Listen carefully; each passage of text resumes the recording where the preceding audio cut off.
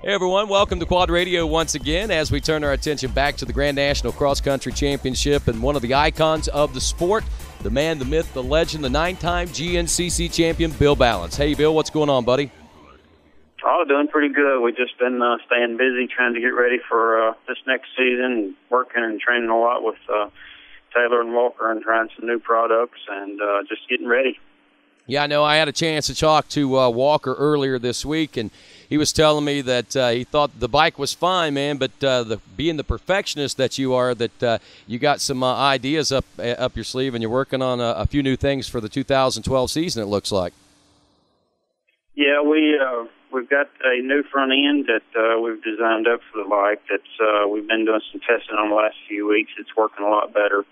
And then Olin's, our suspension company, they had some new ideas that they've thrown at us, and been doing some testing on that, and it's definitely an improvement for the bike and working a lot better. And there's a whole lot of things going on, really. We've been working with moto experts and new ideas with motor package that we've been doing some stuff with. It's just typical off-season stuff. We probably test a few more things that a lot of the other teams do out there, just always trying something new and some different ideas. Some of them work, some of them don't. But as of right now, the ideas we've had this year have been really, really good. That's great. And I know you've been working closely with Thomas Brown also from the ATV motocross side of things. Yeah, he's down in Florida training right now. Him and Taylor and Walker are all down there. They're getting together and riding a few times every week. Thomas is focusing more on the motocross tracks, obviously, but we've got some new things going on with him as well. The motor thing that we've got going on is definitely something that's going to be a huge asset for him on the motocross side, and going to lay some more power to the ground. And he's been really training hard, and he really got a fire lit under him the last few races last year, and he's really looking forward to coming back, starting the season, and trying to chase down the championship. Well, that's great, and it seems like I know that it's been a working development over the last couple of years, but we're constantly seeing improvements out of the Yamahas, and I mean they were already getting lightning fast. I think Walker proved that last year in the XC2 Pro-Am class. Yeah, that was pretty remarkable to go out there and have a flawless season, and win every race of the season. That was pretty remarkable, but.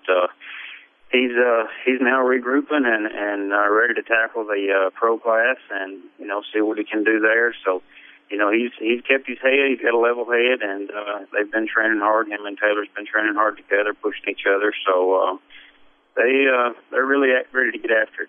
So do you intervene in their training aspects of their program, or is that something that you let those guys do by themselves? I know that you obviously have something that works for you. Is that something that you pass on to them and it works for them, or how's that all the training and the team ownership and stuff like that all work with you? They've got some ideas of their own, and I don't want to mess with that at all. I've definitely given them some of the ideas and things that I've done in the past. It's hard to replace seat time. Some of the other things that you can throw in there with it obviously definitely help. Some of those things that I've told them that I used to do, but mainly this year they're just really, really focusing on trying to get as much ride time as possible. Down there in Florida this year, they've got a couple places really close to Taylor that they don't have to travel very far to, and they're able to get on the quad and ride 4 or 5 times every week. So I think that's going to be more of an asset than anything. So I was down there with them. I've been down with them 2 times already this winter, and I'm going back next week. And they're both riding better than anything, better than I've ever seen them ride before. So I'm feeling pretty good about the new season, that's for sure. Yeah, and as far as Taylor Kiser goes, I know I gave the boy a lot of grief this summer as far as the GNCC was concerned, just trying to light a fire under his tail, if nothing else. And I really think it started working out. I mean, we started to see a different Taylor Kiser there toward the end of the season. I mean, he had a great, consistent year. But, I mean, we just seen what I think Taylor was back to having fun again there toward the end of the year. It looked like his program finally started clicking. Yeah, he was going through some things himself last year and kind of struggled a little bit mentally, getting getting into the ball game, I guess you'd say, but, about halfway through the season, it's just things really started changing for him. His mental aspect looked a lot better. He started having fun with it again.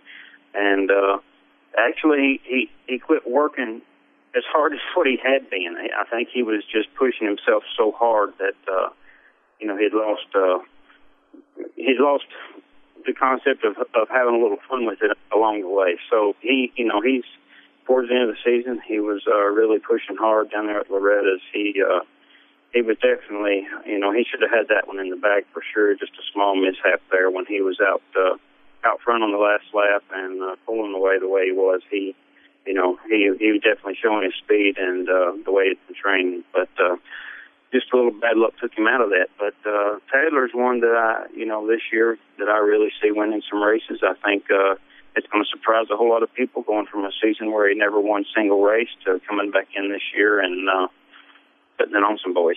No doubt. And, Bill, you look at the depth of the talent field that we've got out there right now. I mean, two of the fastest guys out there are on your team. We're talking Taylor Kiser and we're talking Walker Fowler. But you look at the rest of the field. You got Chris Borich, you got Adam McGill, you got Chris Bithell, and a few others that you can throw in there. But, just that handful of names right there, and even Brian Wolf, throwing that handful of names in there right now. The talent field really seems to be a lot deeper now than it was, say, 5-6 years ago, man. Do you feel partly responsible for what's been going on as far as this GNCC championship is concerned?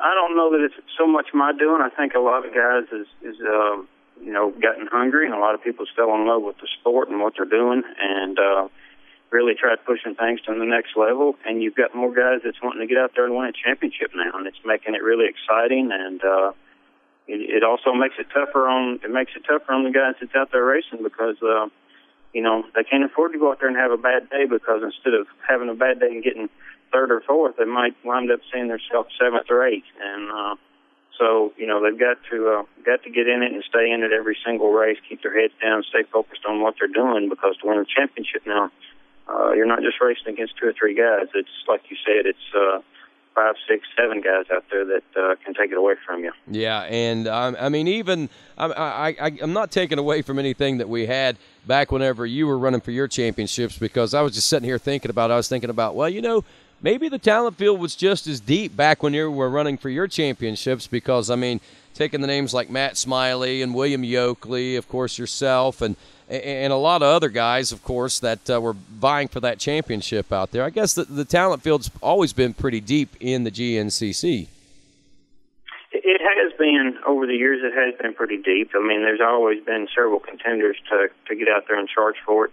But I'd be the first to tell you right now that there's I wouldn't deny that there's more fast guys on the front line now than there ever has been. And it's getting more challenging all the time, and the sport's, it's growing, and contenders for a pro rider, being out there, it's tough these days, and it's something they've really got to keep their game plan together and keep their head focused on what they're doing to get out there and win a championship. Chris has been doing real good the last few years, and that confidence, and but there's some people inching up on him, and there's some people this year that actually showed that I think that actually had a little more speed than Chris, but it was his smarts and his tactics of racing that actually got him some of the wins. And I know how that is. I was there at one time when there was I'd show up some weekends and there were some guys that would have a little speed on me, and I would just have to latch onto them and let them pull me around all day long and do my best to stay with them, but then try to capitalize on one of their mistakes at the end of the race that would allow me to cross the checkered flag before anybody else. So it's getting very interesting, and some of the young guns coming on is really hungry and training hard. So it's going to be an interesting season for sure. Now, I know that you've scaled back on the racing end of things, and you may or may not hop aboard the quad a time or two over the course of the season, but one has to wonder, seeing the racing the way that it is now, does it make you want to get out there and battle with those guys like that, or do you feel that, wow, I'm glad I don't have to contend with all that? No, it's pretty tough. Every race that I go to, and everybody's getting dressed to go to the starting line, it's making you want to get in that trailer and throw your stuff on, get on a quad, and roll out there. But I've had my moment, and I've had some success in the sport that I'm very happy with, and I really want to see the boys succeed and see our team do good. And my heart right now is trying to help them and encourage them and try to, teach them everything that I can, and with the bike setups and everything like that, just try to put together a package that they can go out there and be successful too. So it's hard to get that hunger to get out there and compete once you've been out there. I don't think you'll ever get rid of it.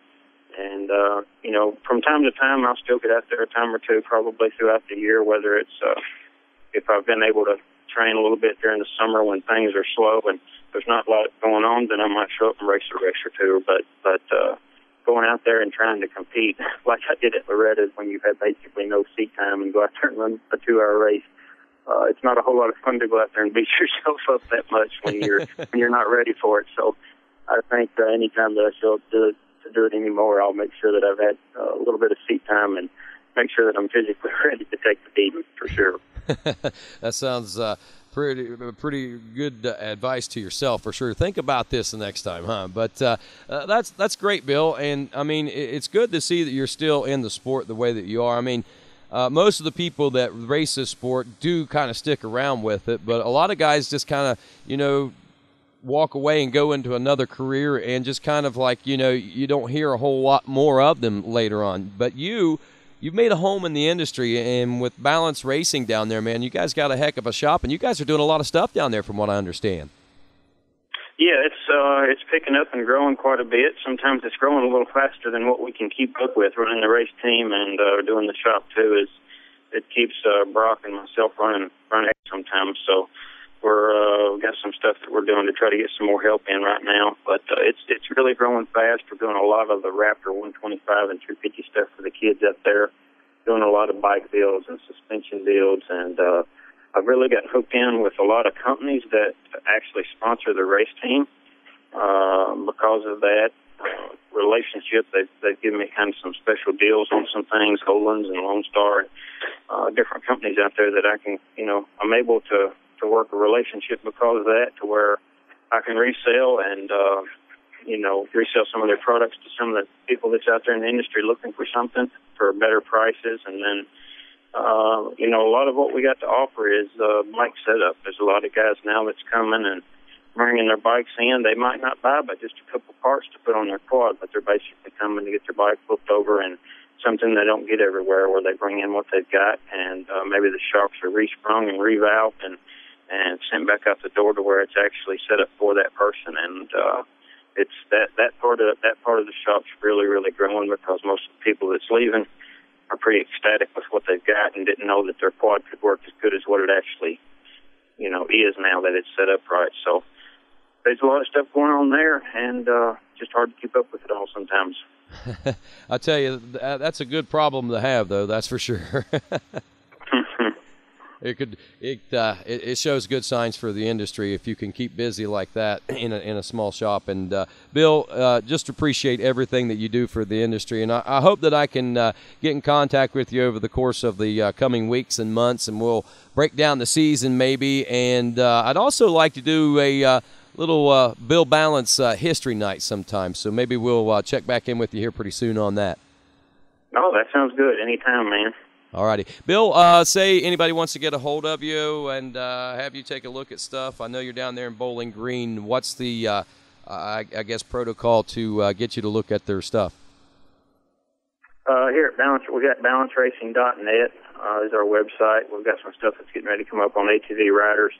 And then a lot of people stop in here on Louisville Road, right beside where our motocross track's at. That's where our shop's at, and a lot of people stop in when we're passing by, and a lot of locals are in and out all the time. But that's what you can find us at. All righty, brother. Again, appreciate talking to you, and appreciate you and all that you've done for GNCC. I appreciate it. Thank you, man. That's Bill Ballance. I'm Rodney Tomlin. This is Quad Radio.